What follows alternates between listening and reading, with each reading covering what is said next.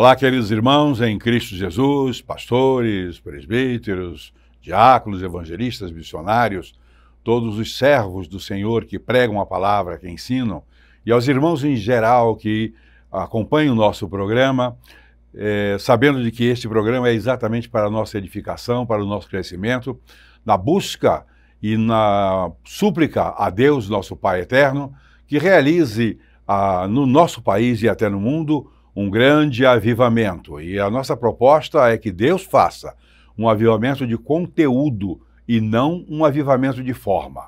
O que nós chamamos de avivamento de forma são modificações de modelos de culto, de estratégias de trabalho, mas com os crentes vivendo da mesma maneira que sempre viveram e quantas vezes de modo muito parecido com o mundo. O sermão desta manhã é quando digerimos a palavra de Deus. Encontrado sua base em Apocalipse capítulo 10, versículos 10 e 11.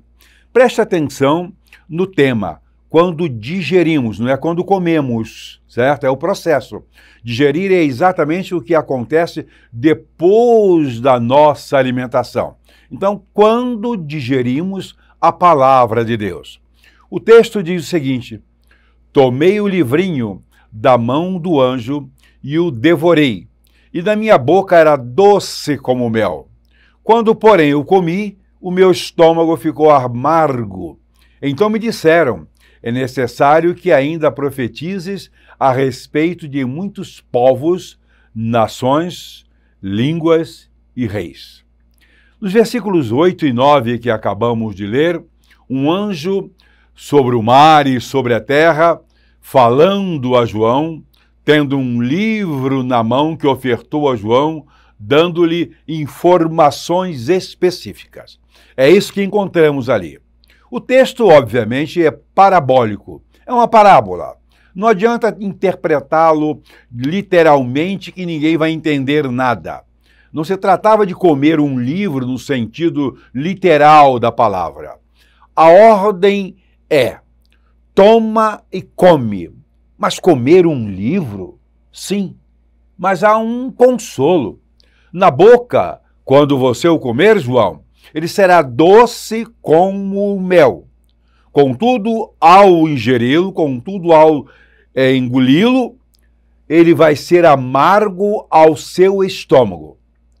E João fez o que lhe foi ordenado.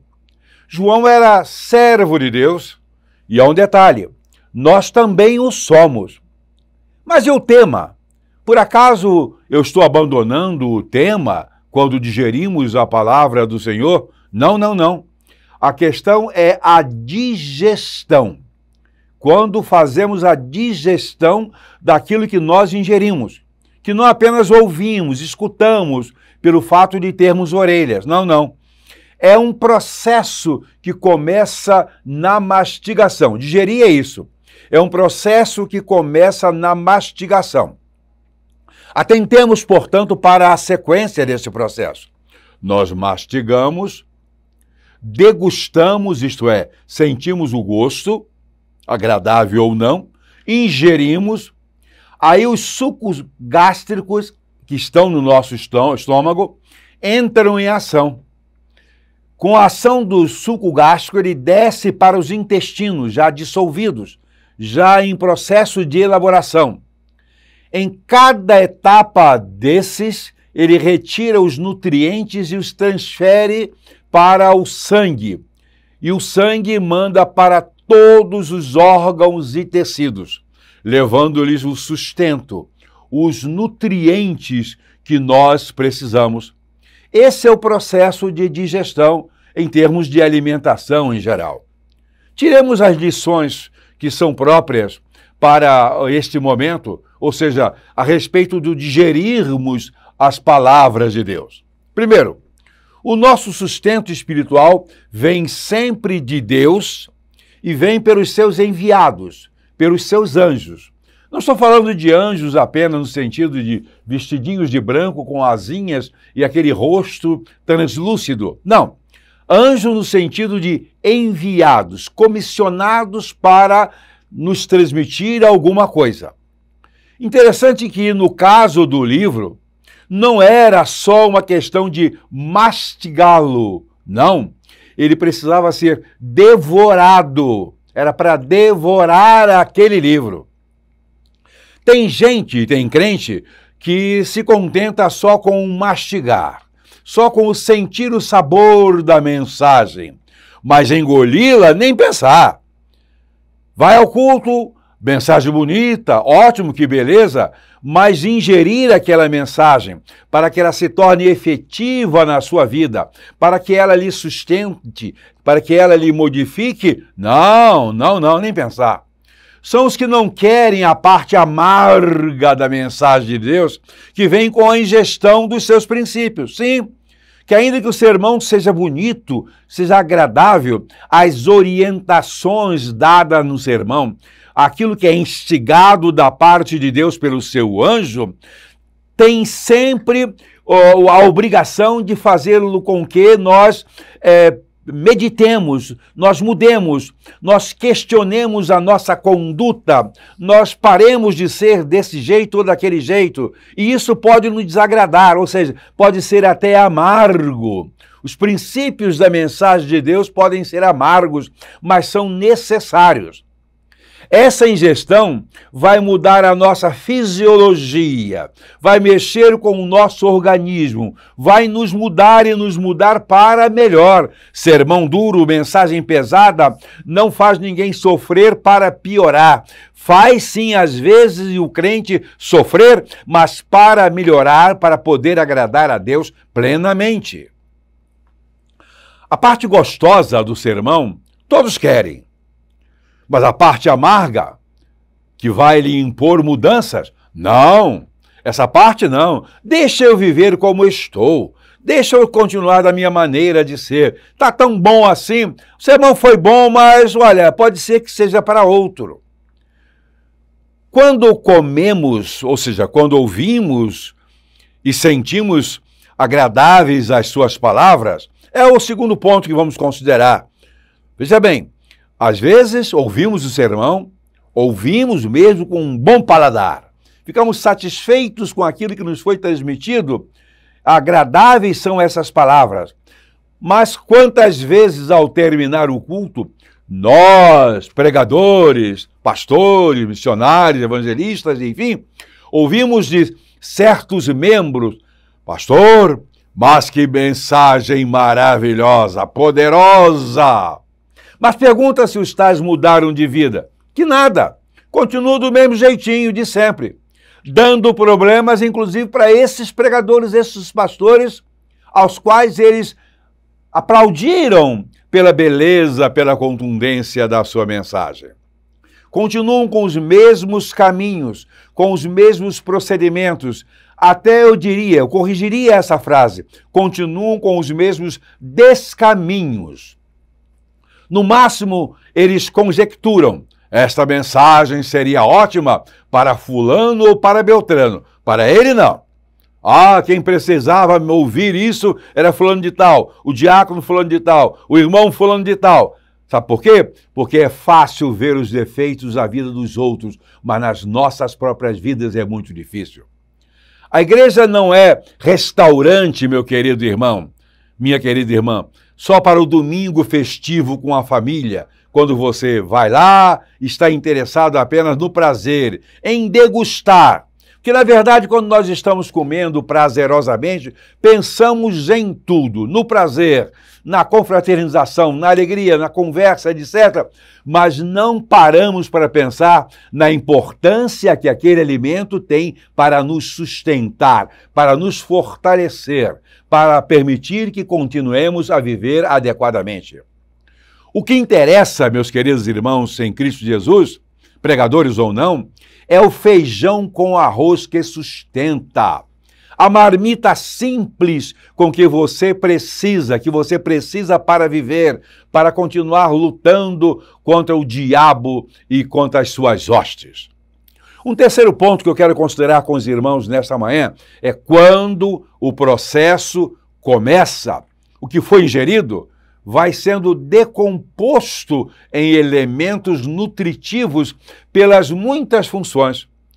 Todos os alimentos que nós ingerimos têm funções específicas, cada um para um tipo de necessidade da pessoa. Primeiro, aí não sentimos mais prazer pelo que foi ingerido, mas silenciosamente o organismo vai sendo robustecido. Enquanto comemos, dá aquele bem-estar, aquele gosto, mas depois é o organismo que vai se beneficiando. A sabedoria do nosso organismo, ela cuida dessa parte.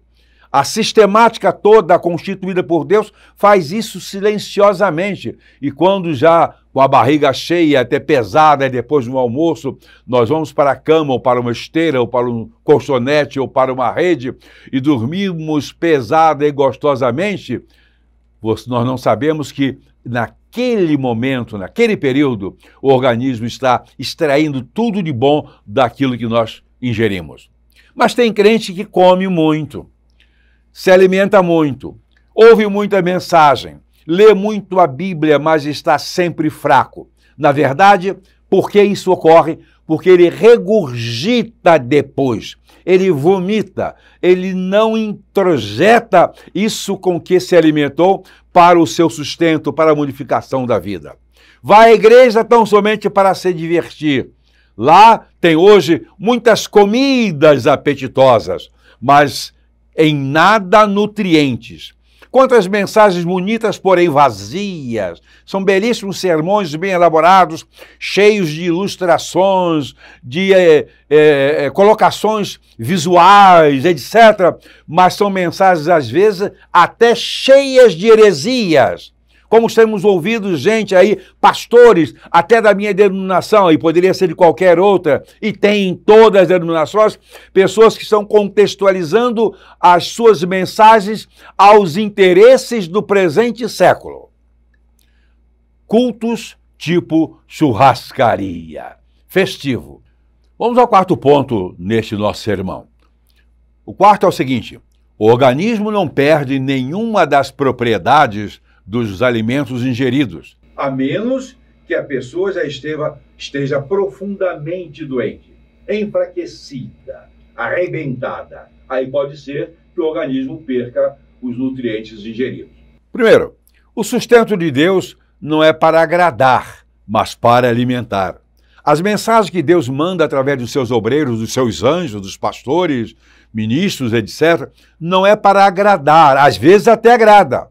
Tanto quanto às vezes o alimento é muito gostoso, mas o que Deus manda é fundamentalmente para nos alimentar.